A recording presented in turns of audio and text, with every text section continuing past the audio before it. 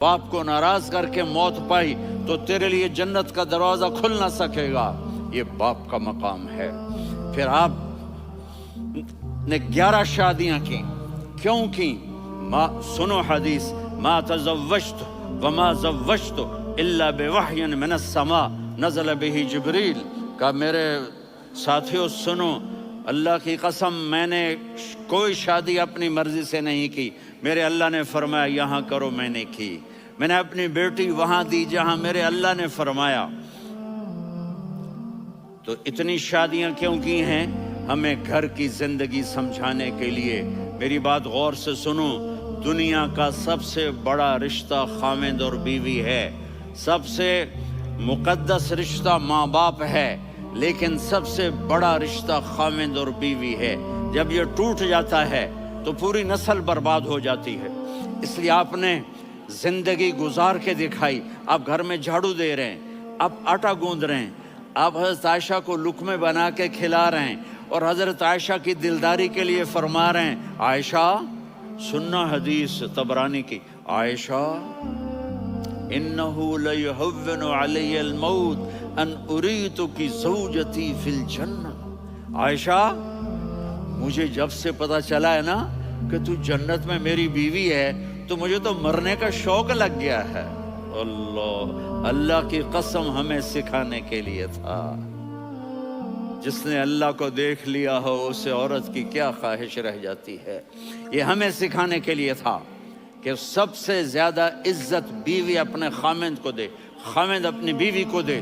ہن لباس لکم وانتم لباس لہن، تمہاری بیوی تمہارا لباس ہے، اور اللہ بیوی سے کہتا تیرا خاوند تیرا لباس ہے۔ آپ نے 11 گھروں کو کس طرح آباد کیا، کس محبت سے کیا کہ 2 مہینے چولہا نہیں جلتا اور کسی کی زبان پر شکایت نہیں۔ یہ حسن سلوک، یہ محبت۔ حضرت عائشہ کی عمر تھوڑی تھی، جہاد کے سفر سے واپسی ہو رہی، تو آپ نے صحابہ سے کہا بھائی چلے جاؤ سارے آگے چلے گئے، تو صرف آپ دونوں رہ گئے۔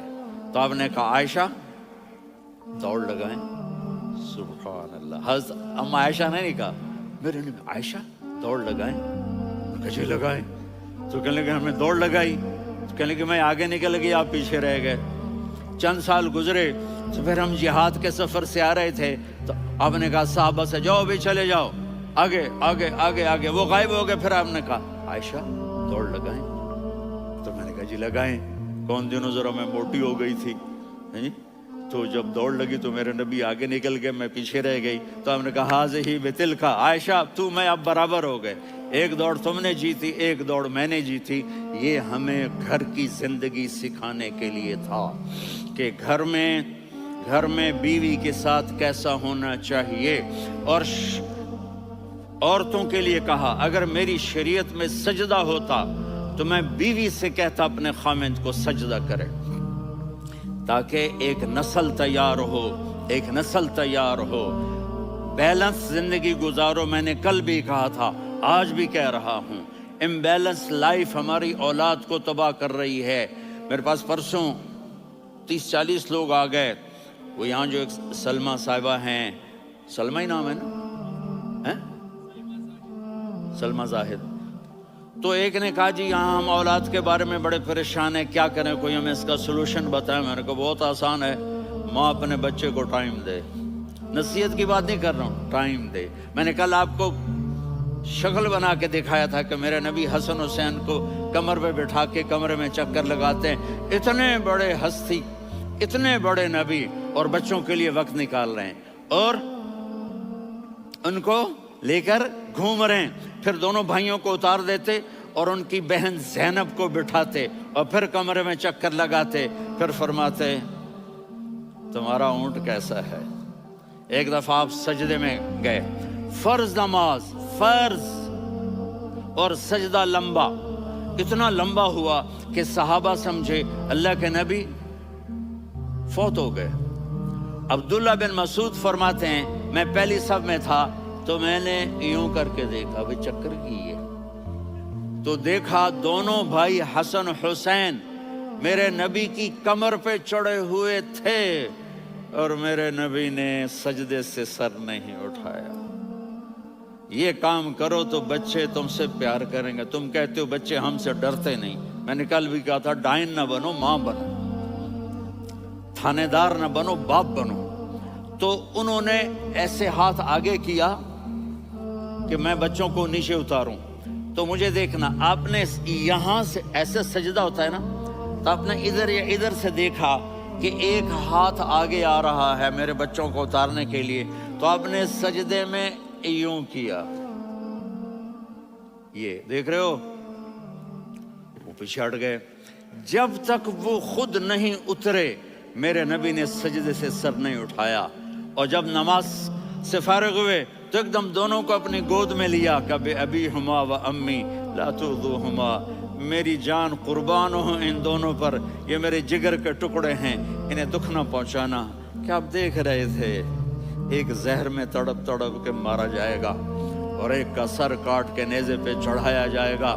آپ کو اولاد کی محبت. نبی جس دن آپ جا رہے تھے پیر 12 ربیع الاول 11 ہجری 611 عیسوی 6 جون، آپ نے ساری بیویوں کو بلایا، اطمینان سے ملے، رخصت فرما دیا.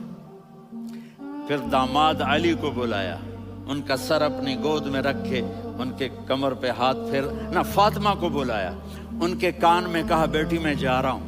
وہ رونے لگیں، کہا رو نہیں، تو بھی جلدی میرے پاس آ جائے گی. 6 مہینے بعد صرف 24 سال کی عمر میں حضرت فاطمہ کا انتقال ہوا. پھر آپ نے علی کو بلایا، دعا دی. کہا پھر حسن حسین کو بلاؤ. جو ہی آپ نے ان کو یوں لیا تو آپ کے ایسے پانی کی طرح آنسو بہنے لگے. اس طرح کہ آپ آگے دیکھ رہے تھے کہ ایک بچے کا سر کٹ کے نیزے پہ چڑھ رہا ہے اور ایک زہر میں تڑپ رہا ہے، لیکن آپ نے تقدیر، اللہ کی تقدیر پر راضی ہو گئے. اور جبریل تھوڑی دیر بعد جبریل آئے، یا رسول اللہ موت کا فرشتہ باہر ہے، اندر آنا چاہتا ہے. جہاں موت بھی پوچھ کے آئے، اس ہستی سے پیار نہ کریں تو اور کس سے کریں. ملک الموت بھی اجازت لے کر اندر آئے اور آ کر کہا السلام علیکہ یا رسول اللہ. آپ نے کہا وعلیکم السلام. کہا یا رسول اللہ آپ پہلی ہستی ہیں جنہیں میں سلام کر رہا ہوں. میں نے نبیوں کی جانیں نکالی، نیکوں کی، کسی کو سلام نہیں کیا. آپ پہلے ہیں جنہیں میں سلام کر رہا ہوں. یا رسول اللہ آپ پہلے ہیں جنہیں آپ کے رب نے کہا کہ میرے نبی سے پوچھ کے اندر جانا، بغیر پوچھے نہ جانا. آپ پہلی ہستی ہیں میرے رب نے کہا آنا چاہیں تو لے آنا، رہنا چاہیں تو چھوڑ کے آ جانا. آپ نے فرمایا اگر میں کہوں تو میری جان نکالو گے؟ کہا جی نکالوں گا. تو آپ نے جبریل کو دیکھا. آدمی یہاں سے سوال کرتا ہے کہ تو کیا کہتا ہے، جاؤں یا ٹھہروں؟ تو جبریل کہنے لگے یا رسول اللہ، اللہ آپ کی ملاقات کے شوق میں ہے. اوپر سارے سٹیج سج گئے ہیں آپ کے ویلکم کہنے کے لیے. آج 7 آسمان کے فرشتے اکٹھے. سنو اب میری آخری بات ہے. آپ نے کہا دیکھو حسن حسین کے لیے ہاتھ نہیں اٹھائے، دیکھ رہے تھے تڑپتا ہوا زہر میں اور کٹتا ہوا سر، ان کے لیے ہاتھ نہیں اٹھائے. آپ نے جبریل سے کہا جاؤ اللہ سے پوچھ کے آؤ میرے بعد میری امت کے ساتھ کیا کرے گا. یہ جو ہم بیٹھے ہوئے ہیں گناہوں کے داغ اپنے سینے پر لے کر، چہرے پر لے کر، کہا جاؤ پوچھ کے آؤ میری امت کے ساتھ کیا کرے. ملک الموت وہیں کھڑا رہا. جبریل واپس گئے اور وہاں سے پیغام آیا کہ میرے محبوب ہم آپ کی امت کو تنہا نہیں چھوڑیں گے. مجھے میرے رب کی عزت کی قسم، ادھر ٹائم بھی ختم ہو چکا ہے، میں آخری بات کر رہا ہوں، اگر اس وقت میرے نبی یہ اللہ کو نہ منواتے تو آج ہم بھی بندر خنزیر بن کے پھر رہے ہوتے. دعائیں دو اس کملی والے کو جو اپنا جگر کٹا گیا. ایک رات آپ بھوک سے لیٹے ہوئے ایسے، کبھی یوں ہوتے ہیں کبھی یوں ہوتے ہیں. کرو حضرت عائشہ کے گھر کی باری، کبھی ایسے ہوتے ہیں کبھی ایسے ہوتے ہیں. پھر ایک دم آپ آگے ہوئے اور وہ جو چارپائی کی لکڑی ہوتی اس پر اپنے پیٹ کو یوں رکھا اور ایسے جھک گئے، یوں جھک گئے. حضرت عائشہ بے قرار ہو کے کھڑی ہو بیٹھ گئے. یا رسول اللہ یہ آپ کیا کر رہے ہیں، یہ کیا کر رہے ہیں؟ کیا کر رہے تھے؟ معدے کو کٹھا کر رہے تھے، بھوک کی شدت. فرمایا عائشہ بھوک بڑی لگی، عائشہ بھوک بڑی لگی۔ جس کے لیے کائنات بنائے، عائشہ بھوک بڑی لگی۔ حضرت عائشہ رونے لگی، یا رسول اللہ، آپ یوں ہاتھ اٹھائیں گے اور آپ کے لیے سب کچھ آ جائے گا، آپ مانگتے کیوں؟ کہا عائشہ مجھ سے پہلے میرے بھائی انبیاء اسی فاقے میں گئے، میں بھی اسی فاقے میں اپنے رب سے ملاقات کروں گا۔ میرے عزیزوں، میرے بچوں، نوجوان بیٹھے ہو، بچیاں بچے، اپنا آئیڈیل اپنے نبی کو بناؤ، اپنا آئیڈیل اپنے نبی کو بناؤ، اور نبی والے اخلاق سیکھو، آپ کے گھر آباد ہو جائیں گے۔ برداشت کرنا سیکھو، معاف کرنا سیکھو۔ اب آپ کینیڈین ہو یا جہاں سے بھی ہو، اس پاسپورٹ کی عزت کرو، یہاں کے قانون کا احترام کرو، یہاں وائلیشن نہ کرو، جھوٹ نہ بولو، کسی کو دھوکہ نہ دو۔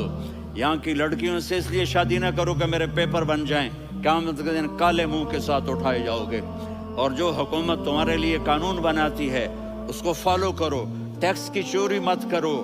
یہ گورنمنٹ تم پر لگاتی ہے، ہماری حکومتیں تو لگاتی نہیں ہیں، لیکن یہ حکومت تو تم پہ لگاتی ہے، تو اللہ کے واسطے چور نہ بنو۔ ٹیکس کی چوری بہت بڑی چوری ہے کہ سب آپ کے کاموں کے لیے استعمال ہوتا ہے، تو یہاں کے قانون کو اوروں سے زیادہ اچھی طرح فالو کرو۔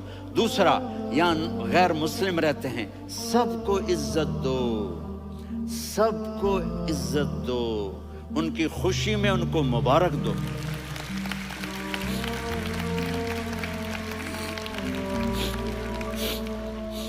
وہ ان پہ غم آئے تو جا کے ان کے دکھ درد کو بانٹو۔ وہ بیمار ہو جائیں تو ہاسپٹل پوچھنے جاؤ، وہ مر جائیں تو گھر والوں سے جا کر افسوس کرو، تب جا کر وہ اسلام کے لیے سوچیں گے کہ یہ کون ہے محبت کرنے والے، ہمدردی کرنے والے۔ ہم اپنے ہی کنویں میں گھوم رہے ہیں مینڈک کی طرح۔ کس طرح بات آگے جائے گی جب تک وہ ہمارے اخلاق نہیں دیکھیں گے، ہماری محبت نہیں دیکھیں گے، ہماری خدمت نہیں دیکھیں گے۔ کتنے یہاں اولڈ ہومز بنے ہوئے ہیں، چکر لگایا کرو، جا کے صرف ایک سمائل دے دو تو اس بوڑھے کا سارا دن اچھا گزر جائے گا۔ کتنے کرنے کے کام ہیں۔ اگر آپ کے پاس کینیڈین پاسپورٹ ہے تو اب پاکستان میں جائیدادیں نہ بناؤ، یہاں اپنا سب کچھ خرچ کرو، وہاں کاروبار نہ کرو، یہاں کاروبار کرو، ادھر زکوٰۃ نہ دو، ادھر زکوٰۃ دو، یہاں بھی بہت زکوٰۃ کے مستحق لوگ آپ کو ملیں گے، یہاں خرچ کرو۔